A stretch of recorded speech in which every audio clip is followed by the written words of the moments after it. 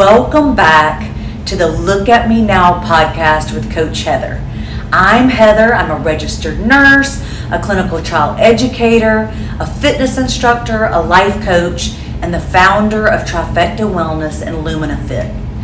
And I'm also a woman that is healing, growing, learning, and becoming right alongside you. And today's episode is one of the most personal and powerful conversations we can have. We are talking about what it means to love someone, see the good in them, and still recognize that they may not be healthy for you. We are talking about letting people go. Not because you hate them, not because you are judging them, not because you have no compassion, not because you don't think they're on your level or that they're not good enough for you or that you're somehow or in any way better than them at all.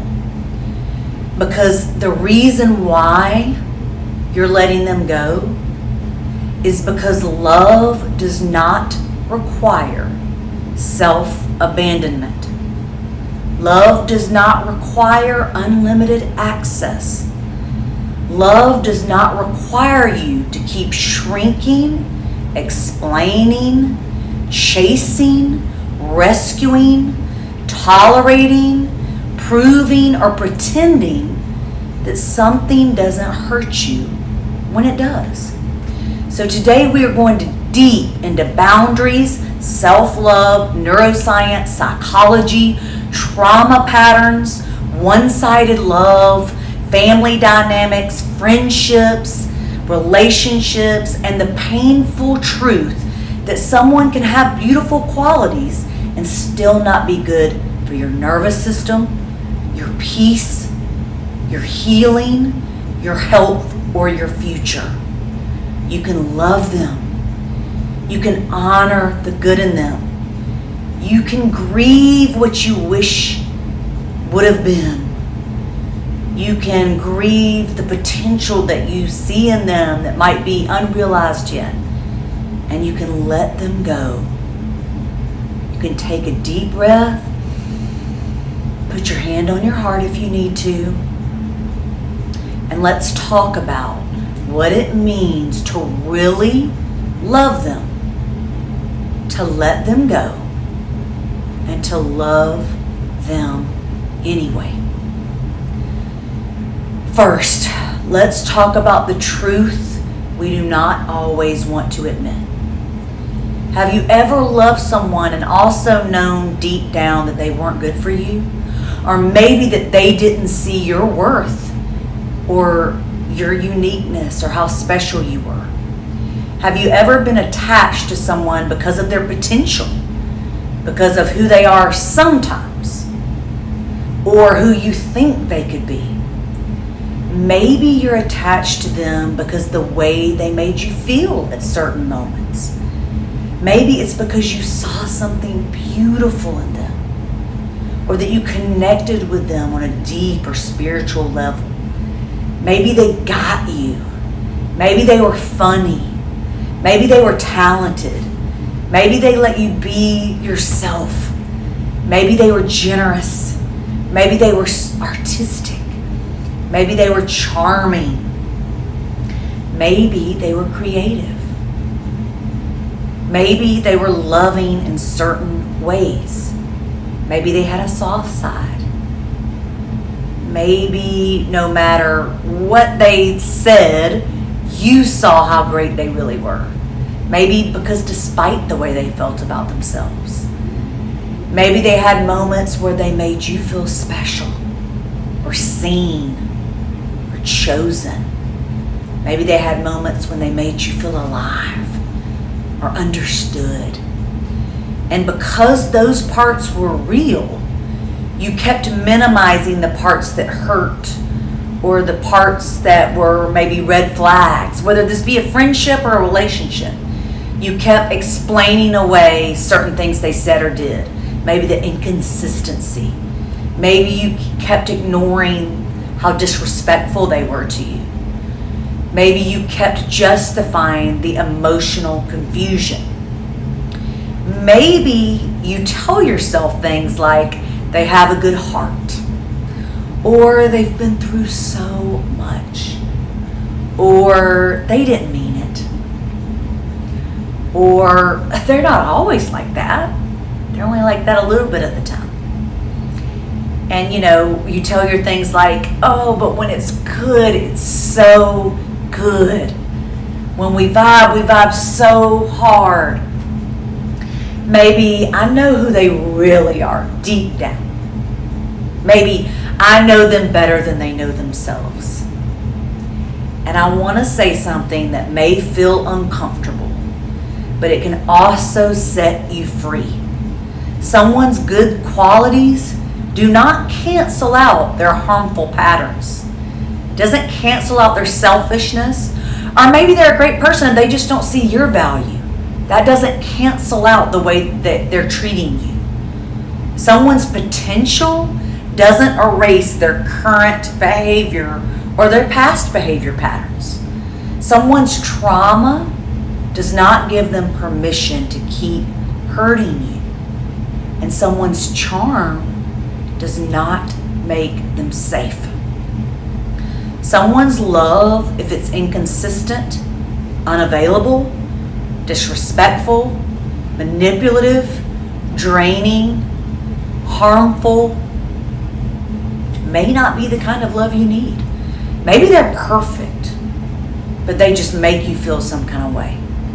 And that's where self-love has to become stronger than attachment. So I want to tell you a personal story about seeing the good and ignoring the harm. A biological member of my family had many beautiful qualities. He was funny, he was creative, he was hardworking, he was so charming, very, very talented human being, extremely smart. He could be the sweetest person on earth, one of the most loving people on earth. He could be kind. He could be so generous, pretty much all the time generous. He really, really cared about people. And so you're thinking, wow, this is a perfect person, right? He motivated people. He lifted people up. He helped everyone that he could. He definitely has a light in him. He's a good person. He has a light in him. But he's also was an alcoholic. And he also harmed me.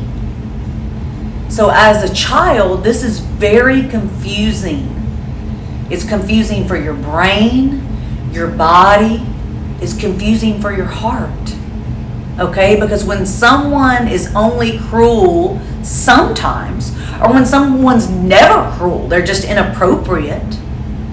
When someone is loving sometimes, funny sometimes, talented sometimes, generous sometimes, harmless other times, your nervous system learns to split reality into pieces. And I know that this has happened to many of you. A member of your family, whether it be an uncle, a mom, a dad, an aunt, a neighbor, someone that was like a family member, you focus on the good and you minimize the bad. So if there was abuse going on, you explain away the inappropriate behavior. You explain away the strange comments as if they did not happen. The strange occurrences. You ignore selfishness. You ignore the times that they got angry or abusive with you. You overlook the discomfort. You tell yourself, but they love me. She loves me. He loves me. You tell yourself, maybe I'm overreacting. Maybe I misinterpreted something. Maybe I deserved whatever happened. Maybe I was to this or to that. And when you learn that pattern young, Many times we carry this into adulthood. You can be the woman who sees the best in everyone, or the man who sees the best in everyone. And that can be beautiful. It can make you compassionate. It can make you loving and generous and special and very good at motivating and uplifting others. It can make you a person who is understanding, who is not judgmental. It can make you a person who believes in people, who genuinely believes in people, who sees the good, who sees their potential. But it can also become dangerous when you see someone's good side and deny their full reality. So I've had to ask myself, am I seeing the good in people because I'm loving? Or am I ignoring the truth because I was trained to survive that way? And that's the hard question, right? Because if you were trained to talk over, to ignore, to look over someone else's bad behavior, comments, actions, disrespect, then you can look over it and people eat very easily. And so we need to figure out, am I seeing this person as who they really are? Or am I ignoring or talking over or not listening or disassociating when they say or do things that are inappropriate or disrespectful? Someone can have good in them and still not be good for you. Someone can be talented and be toxic for you. Someone can be funny and still be manipulative. Someone can be wounded and still be harmful. Someone could have horrible things that happened to them in their childhood, but that doesn't erase the fact that they did it to you or they're doing it to you.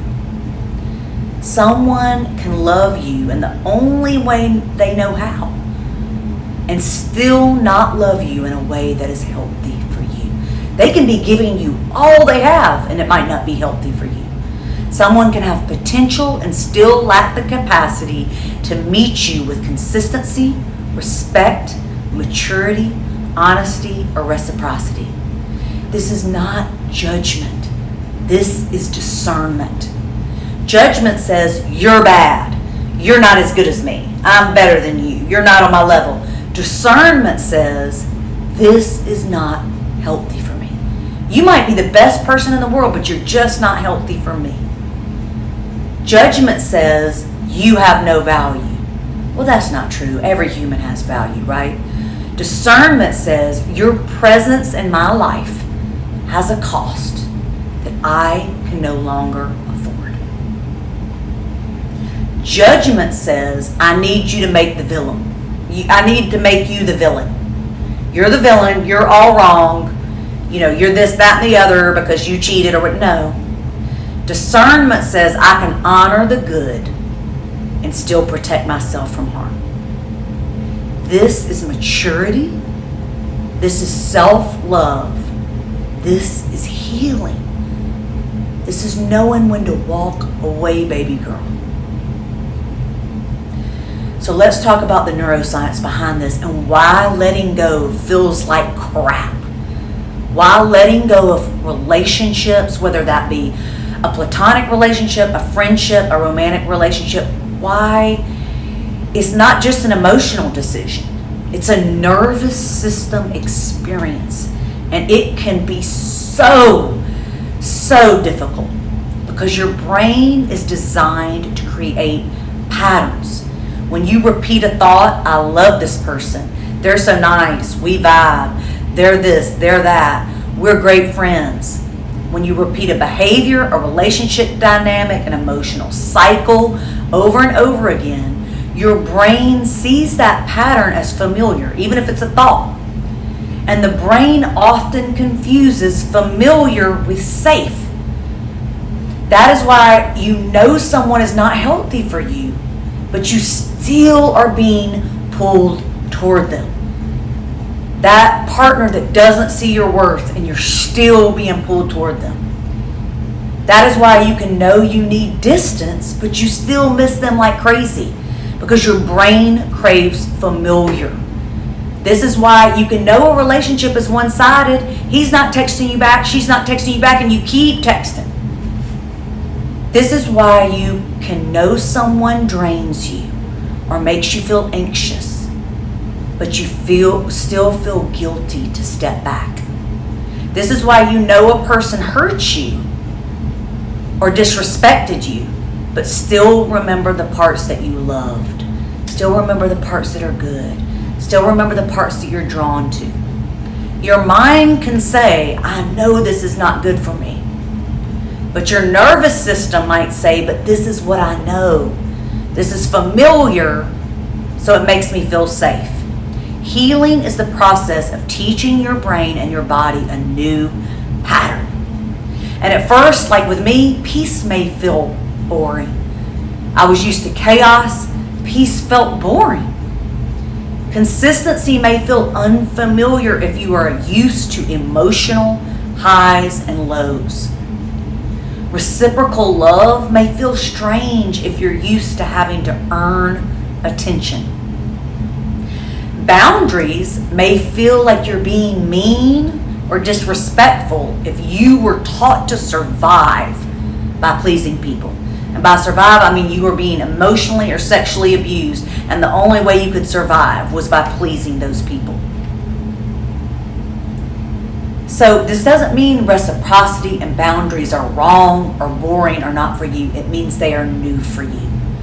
And new patterns require practice, just like going to the gym 10 minutes or walking 10 minutes a day. This is neuroplasticity in real life. Every time that you choose not to chase that person, you are rewiring your brain and telling yourself that you are of value. Every time you pause before responding, you are rewiring your brain and telling yourself that you are enough. Every time you honor your body's discomfort and stay away from that person, you are rewiring your brain. Every time you tell yourself, I do not have to abandon myself to keep this relationship or this love, you are rewiring. Every time you choose peace over chaos, peace over an old pattern, you are teaching your brain, this is who we are now. We are worthy. We are enough. We don't chase. What's meant for us will come to us. One of the biggest traps that women fall into is falling in love with potential, because we're taught to overlook the bad so many times. We do not always fall in love with who someone actually is. Sometimes we fall in love with who we believe they could be, or who we've made up who they are, or who we imagine they are. We see the little glimpses, the sweet text, the one deep conversation, the way they looked at us that one time, the way they opened up one time, the way they touched us one time, the way they said they cared, the way they seemed to listen, the way they seemed so different in the beginning. You know, this is so many of us see potential and not reality. We see how they have so much talent. We see how they've been hurt, by that previous girl or guy. We think, gosh, if they would just heal, if they would just do A, B, or C, they would be amazing. And they already are amazing. But that would just make me feel better, right? That would be healthier for our relationship if they would just do A, B, or C. And then we start building an entire relationship or friendship in our minds based on someone's potential and not their actual behavior, things they've said, done, their patterns. But listen, guys, ladies, beautiful angels, potential is not a relationship. Potential is not character. Potential is not commitment. Potential is not consistency. Potential is not emotional availability. Potential is not respect. Potential is not safety. Oh, but I'm helping them. You may very well be helping them, but to what expense for yourself? You cannot build a healthy life with someone's possible future self if their present self is hurting you. You have to ask yourself these questions. Who is this person, this friend, partner, potential partner, whatever? Who are they right now? How do they treat me right now? Do their actions match their words right now? Do I feel peaceful or anxious when I am around them? And sometimes if you grew up in chaos, the anxious feels good, but really think about it. Do you feel peaceful and comfortable or anxious when you're around them? Do you feel built up after you've been with them, or do you feel drained? Do you feel insecure after you've been with them? Do you feel like you can be yourself, or do you feel like you're trying to audition to make them think you're great or you're something special? Feelings are real, but feelings are not always facts. You can love someone and still know that the relationship is not healthy. You can miss someone and still know that they are not good for you. You can be attracted to someone and still know that they are emotionally unavailable. You can have chemistry and still not have compatibility. You can feel deeply and still choose wisely. You can love them and feel for them deeply and love them from afar. Choose to let them go. This is emotional maturity. One-sided love. When you like them more than they like you. Friendship, relationships, this can be anything. I see so many women experience this, and honestly, women of every age. Sometimes because of our trauma, we like people that don't like us. We're more drawn to them than we are to the people that do. But let's just talk about this. Maybe you really like them. You think about them all the time. You're excited when they text. Maybe you're hoping they'll ask you out, or hoping that they'll take the relationship further, or maybe you're hoping that they'll make the first move and lean in for the kiss, right? Maybe you keep finding reasons to be around them. Maybe you're the one initiating most of the contact. Maybe you're the one starting the conversations, or they're giving 1 or 2 word answers and you're, texting these paragraphs. You're the one checking in. You're the one making sure they're okay. You're the one making it easy. Like that Olivia Dean song, I love it. I make it so easy to fall in love. You're making it easy.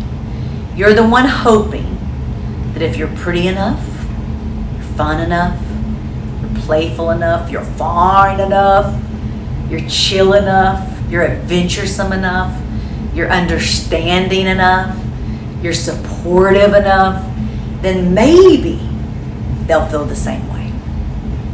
But deep down, they do not reciprocate. Not the way you do. They're not pursuing you, and if they are pursuing you, they're doing it in a half-hearted manner. Maybe they're giving you breadcrumbs. Maybe they love bomb and then pull away. They're not showing consistent interest. They're not making effort. They like the attention, but they're not choosing you. And so many of us have dealt with this in our lives, right? And this is where we have to be honest. Now, if you're married to a person like this, there's lots of things that you can do to bring that attention back. Because many times they really do love you. It's just life gets in the way, right? But if you're always having to ask for attention, that's information.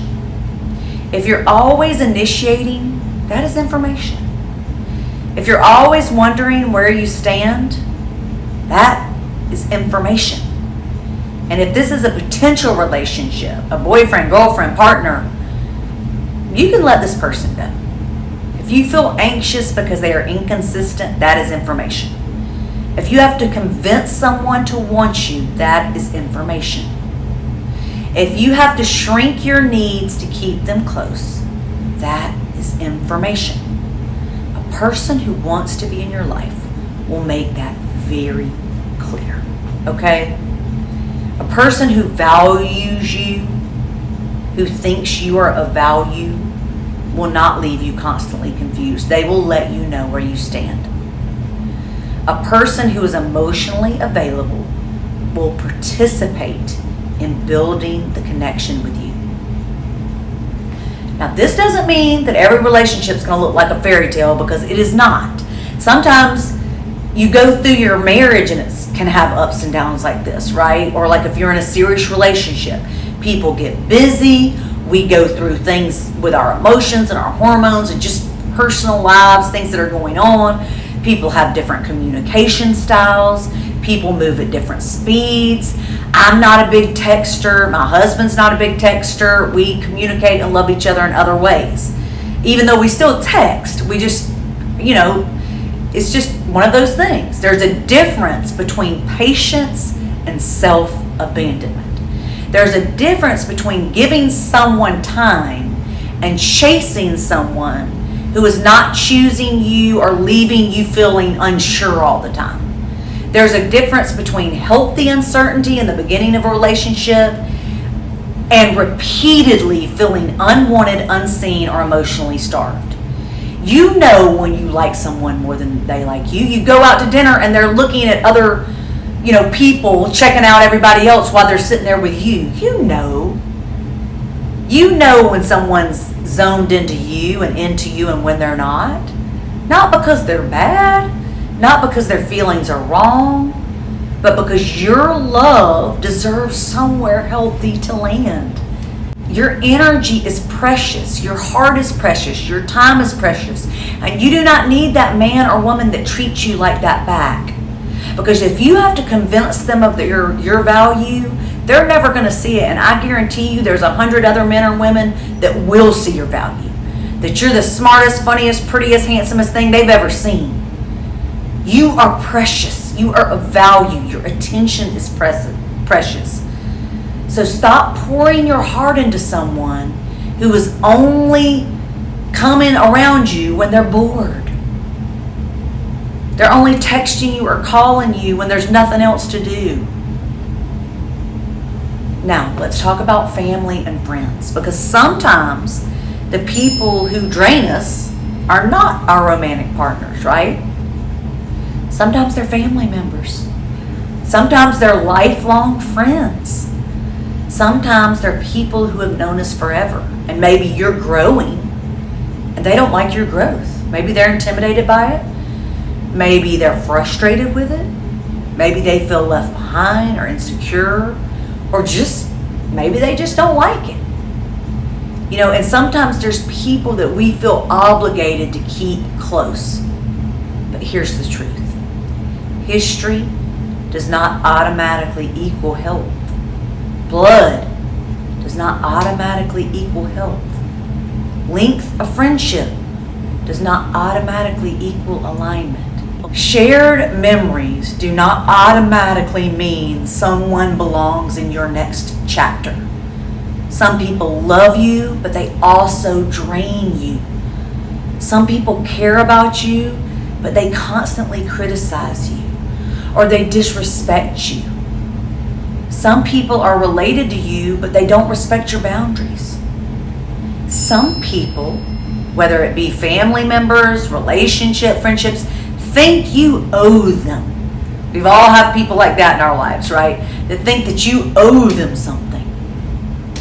I don't think anyone owes me anything. Some people have been in your life forever, but they keep pulling you back into an older version of yourself that you've outgrown. Some people are not evil, but maybe they're negative. Maybe they're not good for your psyche. Maybe they can't go to the places that you're going. Some people do not intentionally harm you, but their energy brings you down or makes you feel some kind of way. Maybe it's not them at all. Maybe it's just you and them together. Some people don't build. Some people complain. Some people love to gossip. Some people are super competitive. Some people dismiss you. Maybe they mock your dreams. Maybe they make little passive aggressive or snide comments. Maybe they make little comments to make you try to feel less than. Maybe they make you feel guilty for growing. Maybe they only support you when you are small enough for them to understand. And when you have people like this in your life, you have to ask, do I leave this person feeling lighter or heavier? When I leave this person, do I feel lighter or heavier? Do I feel more safe and secure or more confused? Do I feel encouraged or do I feel kind of depleted? Do I feel expanded or do I feel restricted? Do I feel confident or insecure? Do I feel more like myself or less like myself? Do they celebrate my growth or do they subtly punish me for my growth? Do they speak life over me or death over me, fear over me? What do they speak over you, life or fear? Do they respect your boundaries or do they test your boundaries and try to get you to do things that you might not want to do? Do they add peace to your life or do they add chaos to your life? Do they make you feel safe, seen, and supported? Does this person make you feel safe, seen, and supported? Not every person in your life gets the same level of access. Some people get front row seats, some people get balcony seats, and some people, they have to love you from the nosebleeds. Some people get prayer, compassion, and distance. That does not make you cold, mean. It does not make you less compassionate or caring. What it makes you is wise. Baby doll, it makes you wise to set boundaries and protect yourself. Now, let's talk about a big one. Now, this is for my gals out there in serious relationships, and guys too, but this is big for women. We teach people how to treat us by what we allow, what we reinforce, what we tolerate, and what we repeatedly turn to. That does not mean you are responsible for someone else's bad behavior or their good behavior. I want to be very clear about that. You are not responsible for someone else's behavior and you cannot control someone else. You are not responsible for someone harming you, abusing you in any way. You are not responsible for someone manipulating you at all. And you are not responsible for someone disrespecting you. Their behavior belongs to them. But once we become aware of a pattern, we do have power in how we respond to it. So let me give you an example. If someone disrespects you, every time that you go on a date, they're looking at other people and not you. They're checking out, other girls and guys. You giving them full access, they learn that disrespect is no cost to them. It doesn't cost them closeness, and there's no cost. You're just going to keep on loving them and being sweet to them. If someone ignores your boundaries and you keep explaining instead of enforcing your boundaries, they learn that your boundaries are negotiable, that you might give in. If someone only shows up when they want something and you keep dropping everything for them every time they want something, they learn that your availability does not require reciprocity, that you're going to be available for them no matter what. If someone gives you breadcrumbs and you act grateful for breadcrumbs, guess what they learn, especially men? Your breadcrumbs are enough. They're not giving you any more than that. If someone brings chaos and you keep cleaning it up, They learn that you'll carry what they refuse to carry on their own. They'll learn that you're going to clean up their mess. And this is not about blame. This is about power. The moment you realize you are participating in a pattern, you can begin to change your part. The moment you realize I'm reinforcing this bad behavior, you can change your part. A boundary is not just what you say. A boundary is what you do. Example, please stop talking to me that way. Repeated 47 times with no change. Please stop talking to me that way. If this conversation becomes disrespectful, I will end the call. Then ending the call. You don't have to go into some long explanation. It became disrespectful, you ended the call. You know, you say that you need space and then you answer every text immediately. No, if you say you need space, that's your boundary, stick by it. Take 24 hours before you respond if you said you needed space. This boundaries look like leaving the room, saying no, not going to the event, not dropping everything to answer their text, call, or go running to them, pick them up, take them somewhere, whatever it is. People learn from patterns. And when you give access to someone who's always misusing you, they are learning that they can do that. When you become clear, consistent, and calm. Clear, consistent, and calm. You're not dramatic. You're not cruel. You're not punishing them. You're clear, consistent, and calm. You do this, you act this way. You look at other women every time that we go out. I'm leaving the room. Or I'm not going out with you anymore. Or I'm getting up and walking away. Consistent and calm. I'm not mad.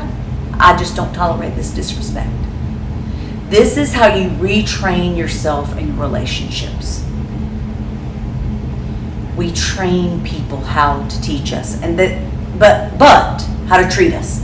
But this is not, doesn't mean that you're responsible for someone's bad behavior. It just means that you can reinforce it. So let's separate two things: love and access.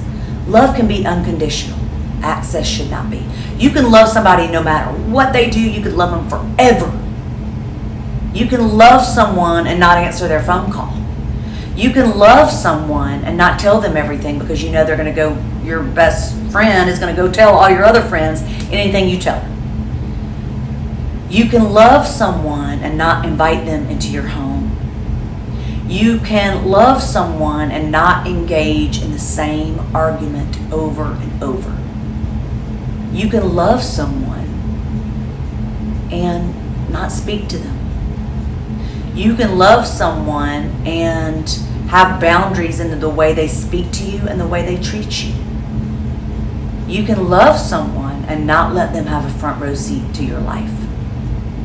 You can love someone and still say, I am not available for this pattern anymore. You can love someone but not be available for them to emotionally abuse. Not be available for them when they don't have anything else to do because you're their last resort. You can care about someone but need distance. You can say to the person, I am choosing peace. Say to yourself, and maybe them too, I am not going to debate this boundary. This is a hard no for me. I can have compassion for you and still protect myself. I can love you and still protect myself. I can love you, but I'm no longer willing to lose myself. Love does not always mean closeness. Sometimes love means letting someone go. Sometimes love means release. Sometimes love means distance. Sometimes love means refusing to keep enabling a pattern that is harming both of you. Sometimes love means saying, I wish you the best. I wish you healing. but I cannot be the place where you act out your unhealed wounds. Sometimes love means saying, you know what? I have to love you from afar because you're not good for me. So let's talk about when it's time to let someone go. Here are some signs that it may be time to let someone go, or at least reduce their access to you. You feel anxious before or after interacting with them. You feel anxious before or after interacting with them. You feel like you can't be fully honest with them. You constantly rehearse what you're going to say, or you replay the conversations that you've had in the past. After you have them, you replay the conversations, thinking you said or did something wrong. You minimize your needs, your values, or your beliefs to keep the peace with them. You make excuses for them more than you feel loved by them. You are attached to who they could be instead of who they consistently are, what they do and say. You feel drained, heavy, small, confused, or insecure after spending time with them. They do not reciprocate your efforts. They repeatedly cross boundaries. They make you question your worth. They bring out a version of you that you are trying to heal from. You feel relief when they cancel plans. That's a big one. You feel relief when they cancel plans. You feel guilty for wanting distance, but peaceful when you actually get it. You feel guilty for wanting distance, but at peace when you actually get it. You keep saying, but they have so many good qualities, because deep down, you know the full picture does not feel healthy to you. It is not good for you, and you know that. The last one matters, because if you consistently have to defend someone's place in your life by listing their good qualities, ask yourself what you're trying to deflect, what you are trying to not admit about that person. And keep in mind, this does not mean the person is bad, that they're evil, that they're horrible. It just means they're not right for you. Okay? Maybe they're emotionally unavailable because of trauma in their past. They're just not right for you. Now, here's one of the most important emotional skills that you can develop, that I'm working on developing. Your feelings matter. Your feelings are valid. Your feelings deserve compassion. But your feelings do not always need to drive the car. You can feel love and still choose distance. You can feel attraction and still choose self-respect. You have to separate feelings from the reality. You can feel nostalgia and still choose reality. You can feel guilt and still hold the boundary. You can feel grief, sadness, missing them horribly, and still not go back. You can feel compassion and still say no. You can feel desire and still recognize this is not healthy for me. This is not about becoming cold. This is not about changing all who you are as a person. This is about becoming integrated. This is about loving yourself enough, recognizing your value enough, working on yourself enough. Your heart can feel, your mind can observe, your body can inform, your values can lead. This is about maturity. It's about loving yourself enough to set boundaries. It's about emotionally regulating yourself, separating facts from fiction. This is self-leadership. Ask yourself, what do I feel? What is actually happening in this friendship, this relationship, whether it be a family member, a friend, a coworker? What is actually the dynamic here? I mean, my mom has told me about dynamics, and tons of my friends, and teaching aerobics, for thousands of women through the years, like crazy dynamics, right? What is happening? What does my body know? What do my values say? What actions protect the woman I am becoming? I mean, I've heard stories about like bosses calling the female boss, calling the female employee all hours of the night, using them as an emotional support person, just toxic. And it's not saying that boss is bad, but that is harmful. That was harmful to the person that was having to go through that. Take out your journal.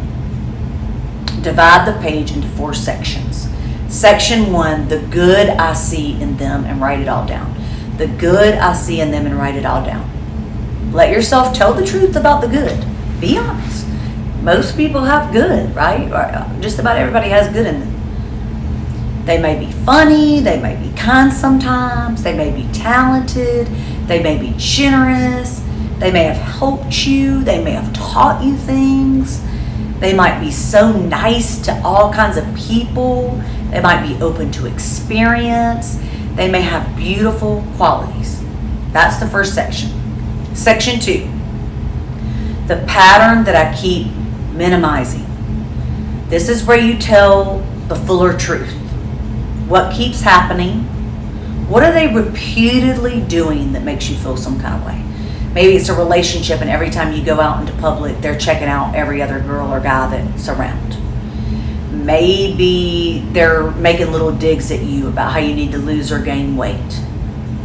What do you keep excusing about their behavior? What do they do that you keep excusing? What do they do that makes you feel uncomfortable? What do they keep doing that makes you feel uncomfortable? What do they do or say that you keep explaining away? That you keep making excuses for? What do they do that hurts you? Emotionally, physically, in any way. What do they do that hurts you? What do they do or say that leaves you feeling confused? What do they do or say that leaves you feeling confused? What would you tell your daughter, sister, or best friend if they described this relationship or friendship to you? What would you tell them? Section 3, now our third section, the cost of keeping access open. What does this relationship cost you? Does it cost you money? I mean, I have people that ask me for money every week. Does it cost you money? Does it cost you peace? Does it cost you sleep? Time? Energy? Does it cost you confidence? Does it cost your marriage or your parenting? Is it somehow affecting your parenting or your marriage? Does it cost your focus? Does it screw with your focus? What about your creativity? How about your health? Does it cost you self-respect? Does it cost you your ability to be present in the moment? All right, here's the last section, the reality check. Write this sentence. The truth that I have been avoiding is, and let yourself answer. Let yourself answer. You know the truth you've been avoiding. Let yourself answer. Do not write the polished answer. Write the honest answer. And there's your 4 sections. So now let's do an actionable strategy. This is the reciprocity check. This is especially important for dating, friendships, and family dynamics, okay? So what I want you to do is ask yourself, do they initiate? Do they initiate seeing one another, going for coffee, going on dates? Do they initiate time together, watching a movie together? Whatever it is, do they initiate ever? And sometimes people initiate less than others, right? We have some friends, if you've got a brand new baby or a new job, you're not going to initiate as much. But do they initiate ever? Do they check on you? Even if it's in a different way, do they check on you? Do they make an effort? Here's a big one. Do they respect it when you say no or you tell them what your values are? Do they celebrate your wins with you? Do they celebrate your wins? Here's a huge one. Do they care about your inner world? Do they care about your inner world? When they hurt you, do you have to say you're sorry, or do they apologize? Do they repair after a conflict? Do they try to work it out with you and own what their part was, or do they put it all on you? Do they show up when it matters? Do their actions match their words? Do you feel mutually valued by this person? If the relationship exists only because you keep carrying it, that is information. If the connection disappears when you stop initiating, that is information. If the relationship only works when you have no needs, that's information. Reciprocity is by far not perfection. It's far from perfection. We're not talking about tit for tat. Every time you do something, they do something. That's not what we're talking about. We're talking about mutual care. And you know if that girlfriend of yours or that boyfriend you're dating or whatever, your partner, you know if it's mutual. Now, not everyone needs to be cut off. Sometimes we need levels of access. It doesn't have to be all or nothing, right? Level 1 is full access. They can call you, they can stop by your house, you can call them. These are people who are safe, consistent, loving, reciprocal, honest, respectful, and supportive. These are people in your life. Don't take these people for granted, because this means a lot to have people like that in your life. Be grateful for these people. Level 2, limited access. These are people you can interact with, but with boundaries. Maybe you don't share vulnerable information. Maybe you limit the time. Maybe you avoid certain topics because you know you disagree on politics or religion, whatever. You love them, they're good for you, they're healthy, but limited access. Level 3, structured access. These are people you only see in certain settings for certain lengths of time or with other people around. Level 4, love from afar. These are people that you care about. You may love them with all your heart unconditionally. You pray for them, you wish them well, and you release without ongoing connection. You love them, but you just can't have ongoing connection with them. And then there's level 5, no access. These are people whose presence is harmful, unsafe, abusive, destructive, or deeply destabilizing. Self-love means knowing the difference, and these people have no access to you. And there is no reason for you to feel guilty about that. I don't care if they're your mother, father, uncle, aunt, sister, brother. If these people are treating you abusive, if they are abusing you, there is no shame and no guilt in not allowing them access to you. So here's some simple scripts that you can use for one-sided dating. So you like this person so much, but you know it's not real. You can just tell. I like you, but I'm looking for mutual effort and consistency, and I don't feel like that we have that here, so I'm going to step back. That's it. That's all you have to say. Respectful, kind. You're not apologizing. Here's another one. I'm not interested in chasing connection. I wish you well, but I'm choosing to move on. I'm not interested in chasing connection. I've enjoyed getting to know you, but I need something more reciprocal. I've enjoyed getting to know you, but I need something more reciprocal. Period. I have one of my little daughter's friends that could say that right now to her friend. For family, I love you, but I'm not available for conversations that turn disrespectful. I love you, but I'm not available for disrespectful conversations. Here's another one. I'm not discussing this topic anymore. I'm sorry. Let's just not discuss this anymore. I'm not discussing this topic anymore. Next one. I'm going to step away if this continues. I'm going to step away if this continues. Next one. I care about you, but I need some space for my own well-being. I care about you, but I need some space for my own well-being. Here's some for friends. I value our history, but I've noticed that this relationship has felt heavy for me and I need to take some space. No apology necessary. If they go off on you, then maybe they need to be limited access. I'm working on protecting my energy so I'm not available for gossip or negativity. I'm working on protecting my energy so I'm not available for gossip or negativity. Here's another one. I want friendships that feel mutual and supportive. I want friendships that feel mutual and supportive. And then this is for anyone. I can have compassion for you and still protect myself. I can have compassion for you and still protect myself. I do not need you to agree with my boundary in order for me to honor it. You don't have to agree with my boundary, but it is my boundary. Here's another one. I am choosing peace. I am choosing peace. And finally, I am no longer available for this pattern. I'm no longer available for this pattern. All right, let's do some journal prompts. Number 1, who am I struggling to let go of? Who am I struggling to let go of? Number 2, what good qualities make it hard for me to release them? Number 3, what painful, unhealthy, inappropriate, inconsistent, or draining patterns have I minimized or ignored about this person? Have I minimized or ignored? Next, am I loving this person as they are? Or am I attached to their potential? Am I loving them as they really are, or am I attached to their potential? What am I making up in my mind about who they could become? What does their current behavior right now, today, or this week, or this month tell me? Do their actions match their words?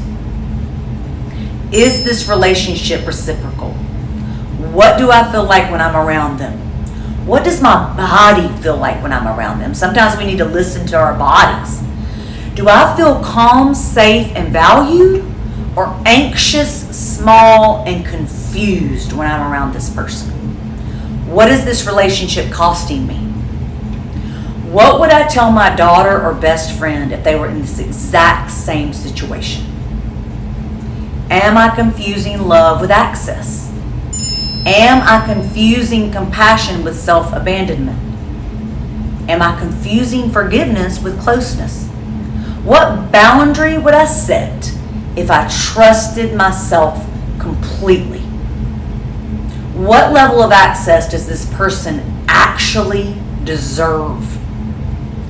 What is one action I can take this week to promote peace in my life?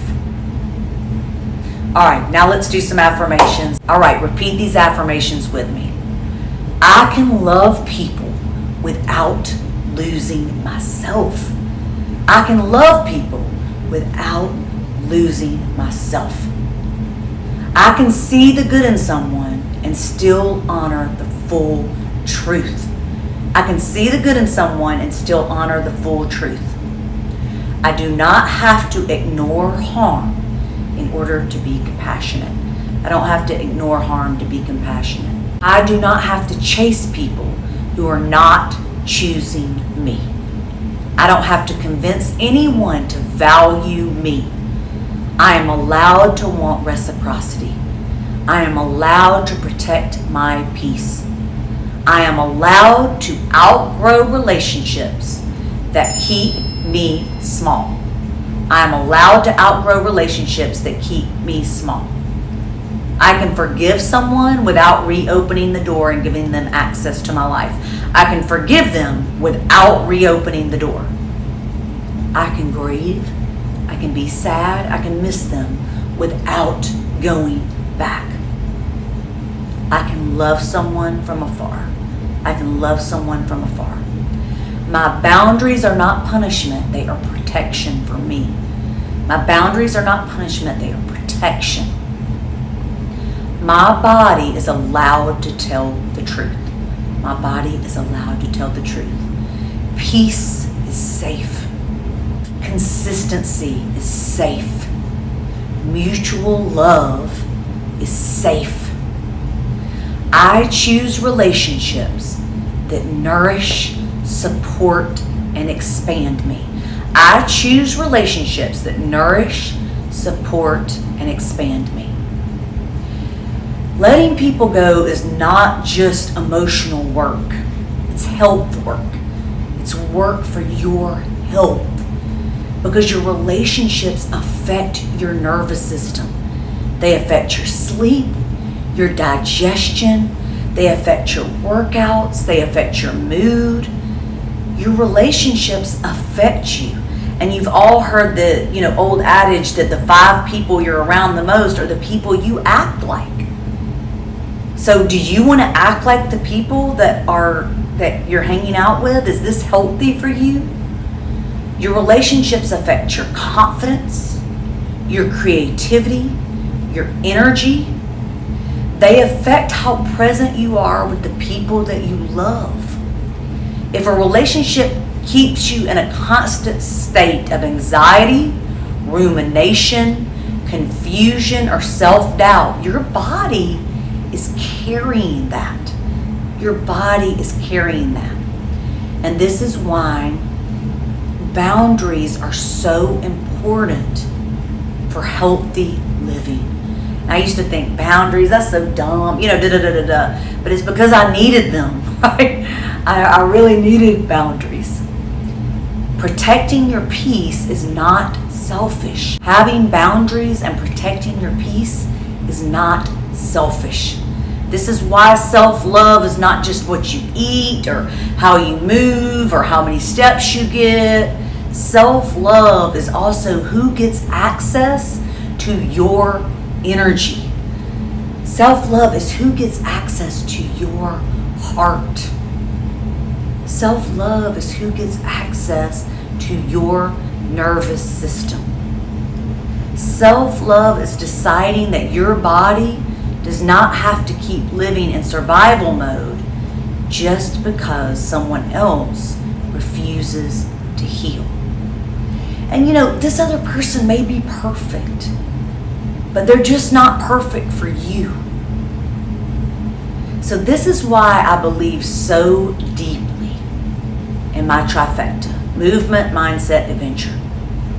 Of course, spirituality is woven through all of these. Movement helps you get back into your body, and God made us to move. Mindset helps you to rewrite the story. Be ye transformed by the renewing of your mind. And adventure reminds you that life is bigger than the people, places, and patterns that hurt you. That person that thinks you're not good enough for them, that doesn't see your value. There's so many people that will see your value, that do. Sometimes the most powerful thing you can do is to walk away. Dance in your room instead of replaying the conversation. Journal instead of begging someone to understand. Talk it out to your phone and your voice notes.